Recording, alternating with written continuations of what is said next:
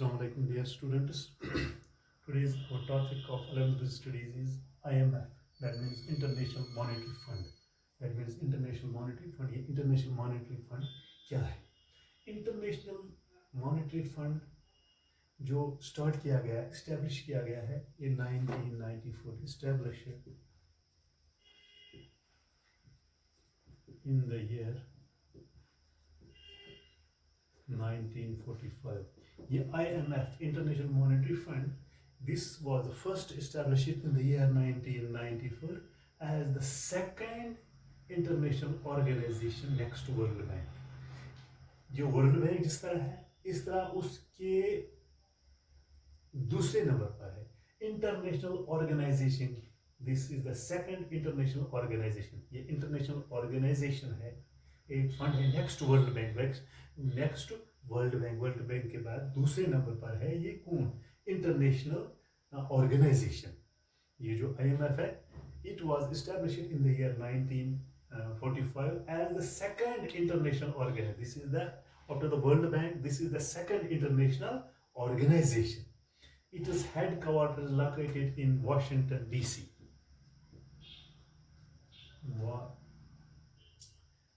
क्या है? Washington DC. इसका हेडक्वार्टर है कि हाँ Washington DC में. Washington DC में इसका हेडक्वार्टर है. तो इसका मेन एम क्या है? ये पहले इस्टेब्लिश किया गया है 1940. वर्ल्ड बैंक के बाद ये दूसरे एक इंटरनेशनल ऑर्गेनाइजेशन है. The main aim of establishing IMF is, ये जो इसका मेन मकसद है इसको इस्टेब्लिश करना, is to improve or evolve a system of, this means is evolve or improve the system of international payment. जो इंटरनेशनल हम पेमेंट उनको किस तरह से इवॉल्व किया जाए, इम्प्रूव किया जाए, एंड एडजस्टमेंट, और जो उनको एडजस्ट किया जाएगा इन एक्सचेंज रेट, जो एक्सचेंज रेट से अमंग नेशनल करेंसी, जो नेशनल करेंसी में है, जो फॉरेन एक्सचेंज आता है, जो एडजस्ट किस तरह से करते हैं, ये इसीलिए ये इंटरनेशनल मॉनेटरी फंड को बनाया गया है. The main aim of establishing IMF is to improve और evaluate a system of international payment, जो इंटरनेशनल पेमेंट्स हम करते ही, एंड एडजस्टमेंट्स, जो एडजस्टमेंट होती है in exchange rate among national currencies. वहाँ की जो कौमी जो करेंसी होता है उसको जो एक्सचेंज रेट से उसको किस तरह से एडजस्ट किया जाए, उसको जो पेमेंट से वो किस तरह से एडजस्ट किया जाए. The main aim of IMF is to improve evolve a system of international payments and adjustment in exchange rate, जो एक्सचेंज रेट से अमंग नेशनल करेंसीज, तो इसका इसके ऑब्जेक्टिव्स क्या है? इसका ऑब्जेक्टिव्स है, ये हेल्प करता है to help of the setting of the multilateral system of payments. It helps us in setting of the multilateral system of payments, जो मल्टीलेटरल सिस्टम ऑफ पेमेंट्स है in respect of current transactions among member, जो member countries होते हैं इसके IMF के, in respect of the current transactions among its members. So the first objective is to help in setting of the multilateral system of payments. यकसा multilateral जो payment of system है in respect of the current transactions among its members. This is the first objective. दूसरा objective क्या है? It is an institution providing short-term credit. Short-term credit ये फराहम कर रहा है member this country. तो दूसरा क्या है इसका? It provides a machinery for international consultations. It is a platform. It is an initiative. It provides the machinery of international consultation. जो international consultation, it gives that provides a machinery, a platform that the international consultations should be made there. It provides a machinery for the orderly adjustment of exchange rate. जो exchange rate है, it provides a machinery, a sort of machinery for the orderly adjustment of exchange rates. Cool. तो दूसरा क्या है? To bring about balanced growth of international trade. जो international trade है उसको ये balance करता है. It to bring about balanced growth of international trade and to contribute, और ये क्या करता है, contribute करता है to the promotion and maintenance of high level of employment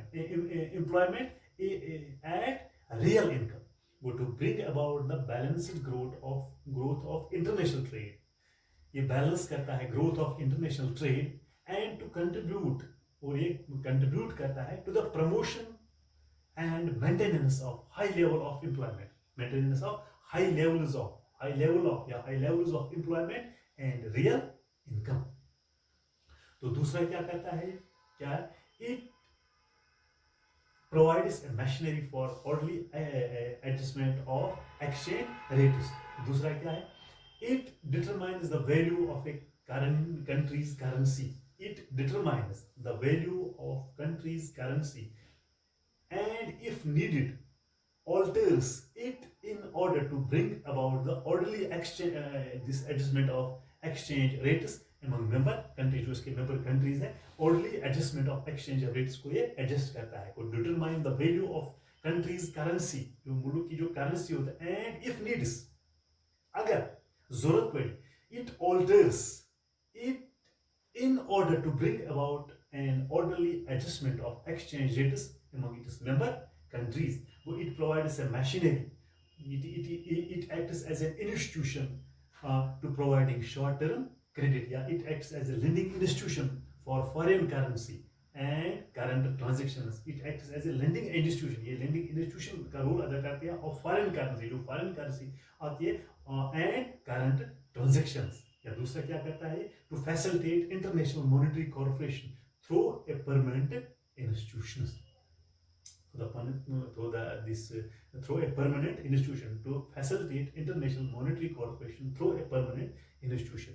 तो ये इसके कुछ ये जो ऑब्जेक्टिव्स थे या फंक्शंस थे, लेकिन इसका मेन एम है तो establishing the monetary fund is to improve the value, to improve or evaluate a system of international payments and adjustment in exchange rate among national currencies. It was established in the year 1994. It is next to the, जिस तरह world में उसके दूसरे number पर है कौन, this international monetary fund. The main aim behind establishing this organization is to evolve or improve a system of international payments, जो कहते हैं, and adjustments.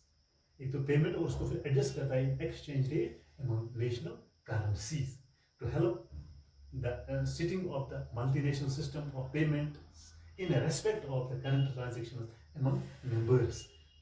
So it acts as a reservoir of currencies. ये एक act करता है एक reservoir की तरह, जिसमें जमा होता है, act as a reservoir of currencies of all the member countries. जो इसके member countries होते हैं, this acts as a reservoir.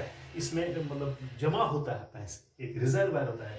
जब किसी कंट्री को जरूरत पड़ती है, जो उसके मेंबर होते हैं, तो उनको इंटरनेशनल मॉनेटरी फंड वो करेंसी फराहम करता है to member countries from wherever a borrower nation can ask for the currency of any nation. यानी जिस मेंबर मुल्क को किसी वक्त कोई करेंसी की जरूरत है, उस मुल्क को जरूरत, तो वो इंटरनेशनल मॉनेटरी फंड से वो रुजू करता है. तो international monetary fund can provide the currency for any nation, but this should be the members of the international monetary fund. जो इंटरनेशनल मॉनेटरी फंड है, ये फराहम करता है, करेंसी करता है. It is a reserve, it acts as a reservoir at the time of any emergency, at the time of the money which is needed by any member countries. It can ask for the international monetary fund to give the currency of any nation, and he can give it, but he should be this international monetary fund का वो country का जो country है वो इसकी member होनी चाहिए. तो ये था आज का टॉपिक कि इंटरनेशनल मॉनेटरी फंड क्या है. इसको इस्टेब्लिश किया गया है 1945 में. तो इसका जो हेडक्वार्टर है वो जिनेवा दिस वाशिंगटन डीसी में है. द मेन एम इसका है establishing this organization is to evolve a system of international payments, जो इंटरनेशनल पेमेंट्स एडजस्ट करता है in exchange rates among national currencies. ये एक रिजर्वायर की तरह काम करता है which is full of currencies of all other member countries from where a borrower nation, अगर इसको जो बोरोवर नेशन होता है वो उसको कहता है कि मुझे ये करेंसी बोरो मतलब मुझे दे दो, he can ask for, and the International Monetary Fund can help him in giving the currency to that nation. तो ये था इंटरनेशनल मॉनेटरी फंड। हो आपको ये आज का टॉपिक समझ आया होगा। शुक्रिया।